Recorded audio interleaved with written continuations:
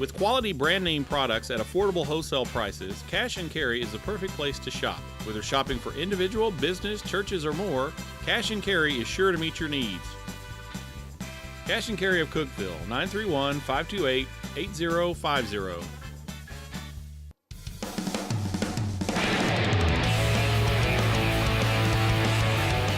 It is episode number 3 of the Dewayne Alexander Show, presented by IWC Cash and Carry. You got your Golden Eagle head coach, Dewayne Alexander. I'm your host, Dylan Vazano. Coach, we are sticking with the theme of Thursday night football. You ever been to Utah? Getting ready to go. I know that it's a long way away. I'm glad we're flying, but getting ready to go to Logan, Utah. Logan, Utah will be the site. Thursday night, kickoff will be at 7 o'clock Central Time, 6 o'clock local against Utah State, the Golden Eagles, of course. Before we preview that matchup, it'll happen a little bit later on in the show. Let's circle back, talk about last week's game. And, of course, Coach, that Kennesaw State team is as advertised. Heck of a football team. Very much so. Very good team. They started their program there about 5 years ago and been playing football now 4 years. A lot of, juniors and seniors on that team, a fifth-year senior grad student playing quarterback, outstanding player. A lot of team speed on both sides of the ball, just like we previewed last week. Excellent special teams and kick teams, and a very, very good football team, and very deserving of their ranking being, 7th in the country. So that's the Golden Eagles home opener. Coach, you ready to take a look at the highlights? Let's go. Okay, let's do it. You heard the man. It is now time for the game highlights. That is brought to you by Wendy's of Cookeville. Coach, you can't seem to escape the rain after nearly 3 hours against Chattanooga. About an hour's delay to get this one going. Absolutely. We sit in the locker room a long time. We did the Eagle Walk at 3:45, and we did not go out and play the game until after 7 o'clock. But really good first drive here to start the game. A really close call here to see whether we had the first down or not. Went for it on fourth down. I felt like we needed to be aggressive, and we had a really nice fourth down call that I felt like would execute. And so a big first down for us to get going here in the first possession. Doing a nice job. We played with nice tempo here. We were executing well. Nice throw here to Melvin Holland Jr., a grad transfer from University of Minnesota. Big play by him to get us down in scoring range. And, of course, Nick Madonia, you can always count on him. An excellent kick by him. And, we're up 3-0. Playing with a lot of confidence, and really good to get off to a nice start. Yeah, and Nick Madonia, the wet conditions, slicing that ball right through the raindrops. So this is now Kennesaw State's first possession. You just saw Trey Shivers a moment ago take it for 15 yards. We knew all about the triple option, maybe a little bit of the weather with that fumble there, ultimately covered by Kennesaw State. Coach, though, we're about to see a huge 4th-and-1 play for the Owls. Yes, and here comes Shannon Fain. Good thing we did in this drive. We eliminated any big plays. You make them earn everything. Try to get them off schedule, which means get them into a 2nd and 10 or something like that, and which that fumble did. And then Shannon made a tremendous play. He had 14 tackles in the game, one of his 14, and he did a tremendous job there on that 4th down stop. And we're up 3-0. We've made a 4th down stop. Feeling really good, and we went in and had a 3-and-out, unfortunately, offensively, and then. They're like a machine when they get this thing going. And again, we made them earn this drive, though. There wasn't any big plays in this drive.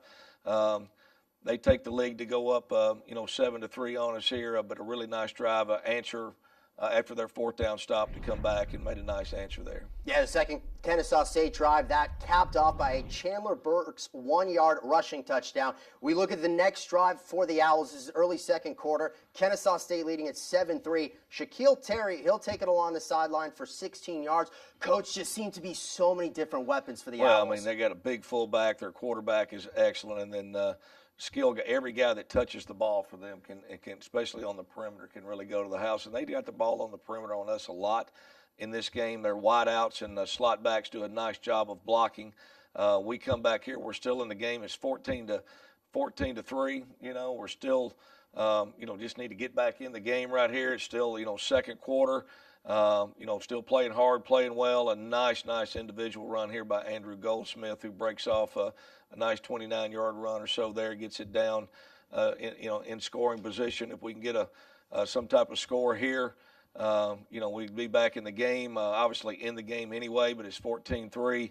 Could not convert to a touchdown, but try a field goal. We mishandled the snap in the wet conditions and just kind of threw Nick off a little bit, and so it's 14-3. And really that was a big miss because they come back and hit us here on a drive. Quarterback again doing a nice job of executing their offense and really a good decision maker for them. Yeah, it's a 14-3 game at this point. I mean, really, you could take a picture of Nick Madonia missing that kick because it's just not going to happen a whole lot. This is only one of 2 completed passes all game, 41 yards to Justin Sumter. It puts the Owls in close, 5 yards out. Chandler Burks, he called his number all night, scores another touchdown. Absolutely. It was 5 minutes and 27 seconds left in the half. It was 14-3, and, we had a midfield, had an opportunity to convert a big first down, and we did not. And then, let them get that score right before the half to make it 21-3. And, but still, we feel like we're playing hard. We had moved the ball. We had a couple chances. So, ready to come out for the second half. Yeah, that's the final play of the first half. And Coach, it's 21-3. Obviously, great start with the field goal. You stop them on 4th down. At this point in the game, kind of what's going on in the locker room? Well, we feel very confident. I mean, we had made some nice defensive stops, a couple of times. Offensively, we had been our own worst enemy. We were struggling with some false starts and, some things of that nature, and just executing, catch the ball, just some of those fundamental things that you need to do to keep drives alive. We'd had a couple of penalties that, that hurt our own self. We could just settle down, get our composure, come out here the second half. We've shown that we can move the football. We moved it the first drive of the game and had some successful plays. And then defensively, we need a couple of key stops here, and we felt like we were very much, in the ball game at this point. Let's see how the rest of the Golden Eagle home opener went. It is now time for the third quarter. Tennessee Tech at this point trailing 21-3 in the game. And Kennesaw State, the very first play of the third quarter from the 25-yard line. The give goes Darnell Holland, and Coach, he's able to break through, takes it to the house for 75 yards. Yes, they come back, and the good, offensive teams that run the triple option, they run the same plays over and over, but they make some adjustments on the perimeter as far as their blocking in there. They did a better job blocking than we did getting off blocks to make a play. Bailey Fisher, though, the Golden Eagles come right back down 28-3. That one, Josh Cunningham, he goes 9 yards. Fisher starting to get in a groove, a little bit of momentum. We just saw Cunningham. Coach, why use 2 hands when one will do the job? Yeah, Darius Stafford. A big-time catch from him, and Bailey played very well in this game. Really, we needed to help Bailey a little bit more if we could. He played from week 1 against Chattanooga to this game. What a huge improvement in Bailey as far as consistency and how he played. Here we had a 4th down again. We had a play call that for sure would have gotten the first down. The center's hand just slipped off the ball in the wet conditions, and we turn it over on downs at midfield. And then they take the very next play. And again, one of those fundamental things there where you have somebody assigned to the dive and the quarterback in the pitch, and the person we had assigned to the quarterback is there unblocked. He's just not able to make the play. And backside linebacker got cut off, and, quarterback did a nice job. 35-3 at this point, and maybe the only mistake by Fisher all night. That pass is intercepted. Sincere Mason, so Kennesaw State does get the football back. That was the quarterback and the receiver getting on the same page there, and obviously, something we cannot continue to do. That's 2 weeks in a row that we have had to start the second half or early in the second half. We've committed a turnover on our end, and very difficult to do. You certainly, a team like that, you don't ever want to give them a short field. Last week against UTC, we opened up with they returned a pick 6 for a touchdown early in the second half, and here we had one here that gave them a cheap score. So Daniel David, backup quarterback, he gets a touchdown. It's 42-3 at this point, but Coach, this was an impressive drive. That last one goes 20 yards to Hunter Coleman. Why not go right back to him? Collects a first down on a 3rd down pass right there. Again, it's Coleman. And just in case you forgot about Bailey Fisher with his mobility, he reminds us all right here. 18 yards. Down to the 5-yard line. Yeah, very nice call here. Quarterback draw. We motioned the back out of the backfield. The linebacker ran with him, so he kept it. If the linebacker stays in the box, you throw the ball out to the running back. And good play design here on the last play, and good play design here. This kind of hide out the tight end, Alex Carlin. Really happy for Alex, a senior who has been through a lot since he's been here. To have him make a nice touchdown catch was big and good to see. And our guys kept playing, and that's been the MO of our team so far this year. Second half, we still continued to play even when the score has gotten out of hand a time or two. Our guys have continued to play hard and work hard, and we've had a good week of practice this week as well. Yeah, that last play, beautiful to Alex Carling. Wide open, well designed. well executed. We take a look at some of the final statistics, and you talked about Bailey Fisher. Second half, he ends up going 11 of 15. I think we all saw in the first game what he could do with his legs, but his passes were on point all evening. Absolutely, and he did a nice job. Bailey had a really good game. He was actually our player of the week offensively. I thought he played very, very well in this game, and felt like we could help him a little bit more, from an offensive line standpoint. Of some of the false starts really hurt us. We had a couple of drop balls, and of course the conditions created some of those things, but those are the conditions for both teams. And defensively, there's a lot of similarities in the first game and this game. We're defensively early in the game, and the first half of the game had made some nice stops and had put us in a position. We just couldn't capitalize on those offensively. And then second half gave up a couple of back-breaking long plays, which, you can't do with any defense. Yeah, absolutely. And I think we saw kind of what Kennesaw State, why they're a top 10 team. No doubt. There were some other nationally ranked teams that went up against OVC schools. There were some OVC schools that went up against some FBC schools. Let's show you what went down across the Ohio Valley Conference. It's time for the OVC scoreboard. That's brought to you by the Golden Eagle Golf Club. Coach, pretty much everyone was in action. And now, do want to point out the Golden Eagles, they had some weather issues with an hour delay. You look, Jackson State, Tennessee State was canceled. Austin P had a couple of different rain delays in their contest. Ultimately, the Govs win that game 24-0. You see Central Arkansas against Murray State. It's a really good Central Arkansas team. You see Eastern Kentucky and Marshall, an FBS-FCS matchup. Likewise with UT Martin, Middle Tennessee State. Coach, what do you see when you look at that? Well, I tell you, the thing you mentioned, weather delays, and weather played a huge part in all of the weekend games. But, you look at, UT Martin and MTSU, that game was very close in the first half and early third quarter before Middle broke it open. Austin P, I felt like they were a better team than Presbyterian, and the weather played a part in that, but they ended up pulling away comfortably. And, Jacksonville State, Central Arkansas, those are top, 20 ranked teams in the country, and kind of held serve. And, the Illinois State game was, to me, that was kind of surprising how big that score was for them. Yeah, it seemed a little peculiar there, Eastern Illinois, so they fall to 0-2 as well. I mean, Coach, you look at that, obviously the column on the right is one thing, but more importantly is the column on the left, and everyone's still 0-0. And that is the most important thing, I think, especially in FCS football, a lot of these early games, especially when you're playing some FBS teams. You're trying to get ready for that left-hand column. That's what you're trying to do. You're trying to have your team ready. We don't get scrimmages. We don't get, preseason games in college football. We only go against each other. So having these competitions and these games, we learn a lot, and to try to have your team ready for when the conference schedule starts, and it's certainly, what we're trying to do, and I think we're going to make strides each week. Yeah, and it's a challenging slate for the Golden Eagles to start. Obviously, good Chattanooga team. They just won an impressive win at the Citadel. Yes. Then you're talking about Kennesaw State, and now you get the FBS game, Utah State. So definitely will be preparing yourself for OVC action. Yes, absolutely. And but the schedule's only going to make us better. When you play good competition and good teams, it exposes where you need work at and what you need to do. And so I think it's going to only make our team better for when we get ready to get into conference play. A look at a Golden Eagle player, a mic'd up will take you inside a Golden Eagle practice. And of course, Coach will preview the matchup with Utah State. All of this coming up when we return on the Dwayne Alexander Show. More Tennesseans are turning to the state's best public university, Tennessee Tech. Tech produces bold, fearless, confident graduates who get an outstanding return on investment, who graduate with the least debt in the South, almost half with no debt, earning higher mid-career salaries than graduates from other public universities. Tennessee Tech, just like our state, is soaring to great heights. As president, I encourage you to learn more about Tennessee Tech. We transform lives every day. Tech is Tennessee. We are more than just athletes.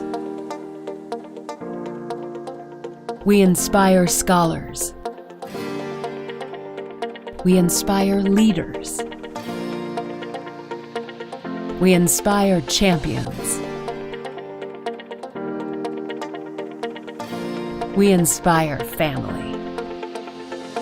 This is the Ohio Valley Conference. Hello again on the Dwayne Alexander Show, presented by IWC Cash and Carry. There's always the point of the show, Coach. We get to learn more about a Golden Eagle. I'm excited about this one because it's the starting quarterback. We've talked so much about him, Bailey Fisher. Absolutely. And being a freshman, a lot of people don't know a lot about him yet, other than they've seen him play in 2 games. And, I certainly see how tough he is and that type of thing, but to learn a little bit more about him as a young man. And I think the more the people in our Tennessee Tech football family out there that follows us so closely and all of our fans, the more they get to know Bailey, the more they're going to like him. All right, let's do it. Let's get to know Bailey a little bit more. It's now time for the player profile. That is brought to you by the OVC Digital Network. My name is Bailey Fisher. I'm a freshman and I play quarterback.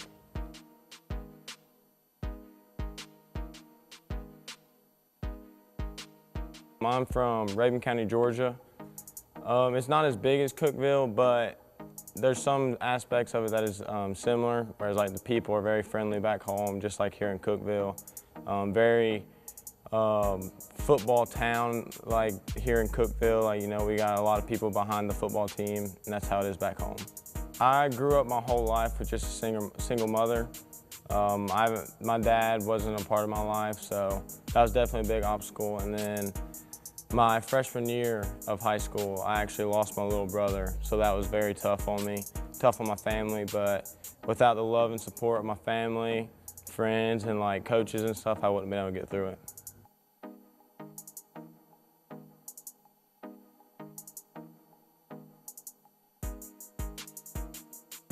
I was already taking college classes in high school my first semester, and I got a call from Coach Lamb, the new offense coordinator here, and he asked me if I could enroll early. And I mean, I just went with it. I felt like this was a good fit for me, and I ended up enrolling in December.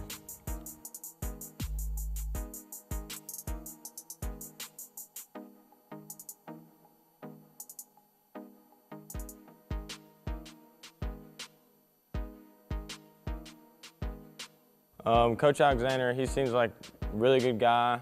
From the day I met him, he's always been very kind, very motivating to us as players and stuff.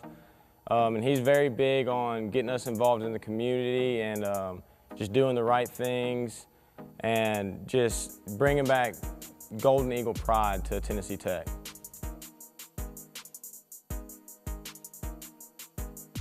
For me personally, I set a goal. I want to throw for over 2,000 yards, and for the team, I mean, I just want to just make a shot, take a shot at winning the OVC, just winning some games, and just get us going back in the right direction.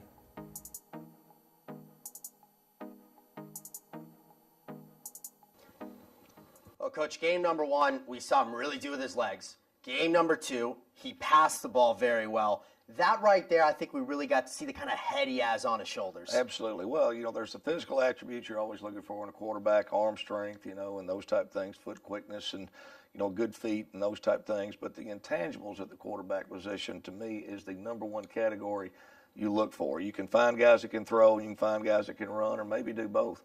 But you see his toughness, his grit, you know, he's already had to persevere at such a young part of his life, just off the field and some of his off the field things. And, you know, he's one of those guys that when he gets in that huddle and says, let's go, everybody's ready to go. And he certainly has all of those intangibles and the leadership skills you look for, the coachability, and he's a student of the game. And, you know, he's just he's one of those guys that was kind of born to play quarterback. That's the best thing I could say about him. And I'm so glad we have him here. Well, actually, when I was at East Tennessee State University, we had watched him on film and really, really liked his tape and liked his film. So when Coach Lamb mentioned him to me, I already kind of knew who he was, and I couldn't be more excited that he's chosen Tennessee Tech to play football. When we go from the player, we're now going to go to the coach, shifting gears. And I got a feeling this mic'd up. Hopefully it should make you laugh because this coach can be hysterical, and he's a heck of a coach as well. It's now time for Mic'd Up. That is brought to you by Pepsi.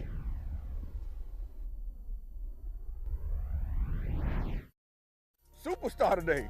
You see me? I'm wearing a wire. I'm wired up.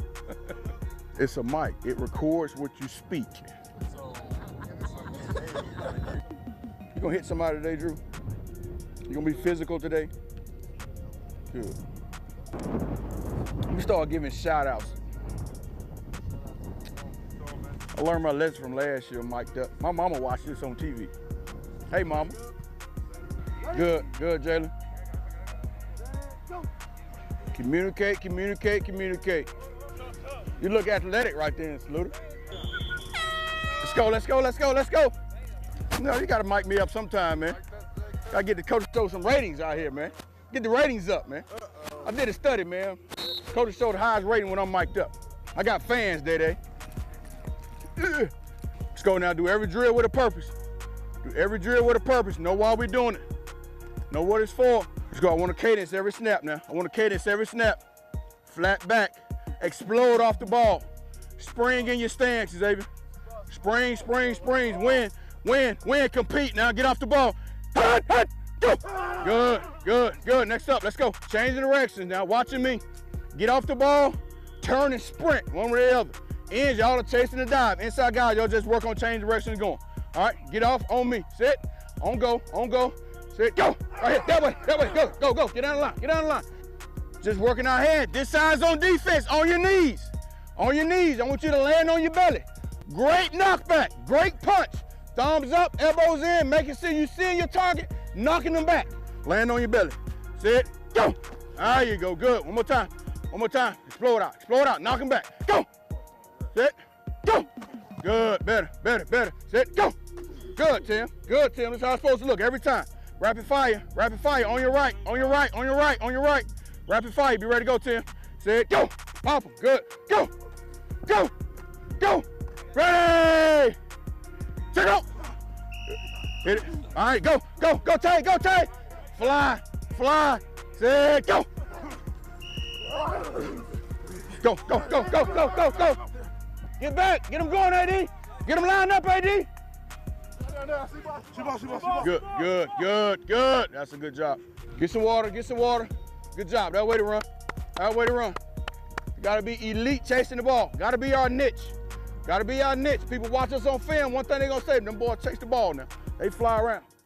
Coach, that's defensive line coach Sam Williamson. I mean, one, hysterical, but two, we also got the chance to see he's a heck of a football coach. Oh, Sam Williamson is the real deal. On the field and off the field, there's not a more respected guy by the players on our team. But Sam, he's been here 12 years now, 12 seasons. Played for Watson Brown, was recruited by Watson to play at UAB.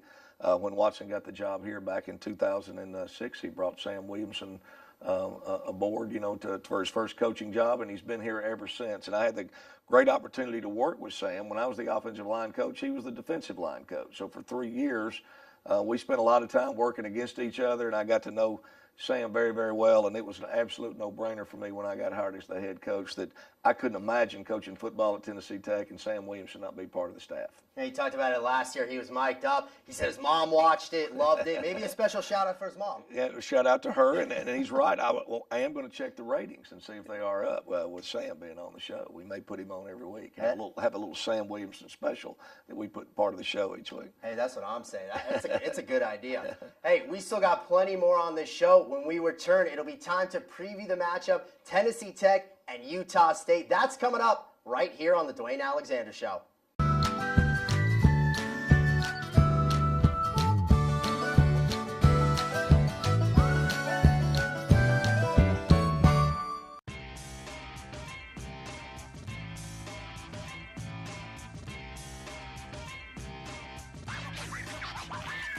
One hit high and deep. Back of the end zone. Brown got it. Moore drives inside. Put it up.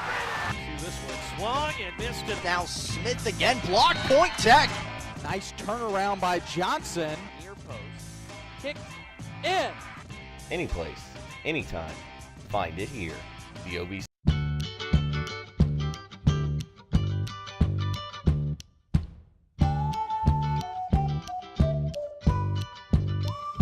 Back here on the Dwayne Alexander Show, presented by IWC Cash and Carry. Well, Tennessee Tech, they're going to board the jet. They're going to fly out west. They're headed to Logan, Utah. It is now time to preview that matchup with the FBS school, Utah State. So why don't we go ahead and show it to you. Introducing this week's opponent, that is brought to you by the Golden Eagle Golf Club. Coach, Utah State obviously won FBS, but they have had a heck of a start. 2-0, nearly beat Michigan State, a nationally ranked team, and then got all over New Mexico State last game. Yeah, absolutely. They had Michigan State beat at Michigan State. They scored late with little 2 minutes left to go up 31-30 in that game, and Michigan State scored right at the very end of the game to come back and win that game. New Mexico State actually beat Utah State in the bowl game last year at the end of the year, and Utah State took it out, a little revenge on them this year with a 60-13 win. But I tell you, an exciting player for our fans to watch, and I hope he doesn't run too wild. But their quarterback Jordan Love is a special player. He's 6'4", 225. He has a lot of Colin Kaepernick skills, is what he reminds me of. Who played at Nevada, because he's tall, lanky, but had a great arm. He can throw, but run. He's got great foot speed and great legs. They're very athletic. Excellent special teams. Very good special teams, very innovative on their special teams. We've really had to work hard at special teams, even though we've had a short week of practice to kind of, handle some of the things that they do. And then defensively, they've caused 7 turnovers already this season. They really get after it and run around and try to create and make things happen. And an excellent atmosphere there, a great community that supports their program. I watched their game on television against New Mexico State, and they had a huge nice crowd, great turnout, a loud crowd, and you can see here, there's their quarterback. Not only can he throw the football, but he is a load whenever he starts to run that football, and he loves to run it. They have some designed quarterback runs for him, so we certainly it will be a challenge for us. The big thing for the Golden Eagles is we're trying to improve our football team and take care of how can we get better? Take care of some of the false start things, take care of some of the, just alignment and assignment, those type things, and improve our team and go out and play hard and get after these guys. But a very good opponent. To me, they're on track to be a bowl team again this year. A team that I think is being considered for some votes, in the top 25, and it wouldn't surprise me to see them end up in that top 25 before the season's over, based on what I've seen on film. A 1-1 record for Utah State. The narrow loss, we're taking a look right here against Michigan State. The victory against New Mexico State last time out. But also, Coach, this is always fun for coaches, players, personnel. You get to go on the plane, you get the FBS environment, the FBS crowd, all those things. It's usually something that everybody remembers. Oh, it is. I remember as a player here, we went out and played UNLV out in Las Vegas, and that was an awesome experience to get to go to Las Vegas and play in a college football game. They had a guy named Randall Cunningham and Ickey Woods that played on that team. You get to a lot of times play against guys who end up playing in the NFL, which is always an awesome opportunity. And to go to some different venues and places, and the travel of being on a charter plane and those type of things is really awesome for our guys. We'll have quite a few guys. This will be their first airplane trip, so that's always an awesome thing. But these are great opportunities for our guys and great for our program. All right, Coach. Well, good luck. Utah, that'll be the site. The game is Thursday night, 7 o'clock Central, 6 o'clock local in Logan. The game's on Facebook Live. You can read all about it in the Cookeville Herald-Citizen, and, of course, you can listen to the game as well on 98.5 KISS FM. For Coach Alexander, I'm Dylan. We say so long and see you in Utah here on the Dewayne Alexander Show.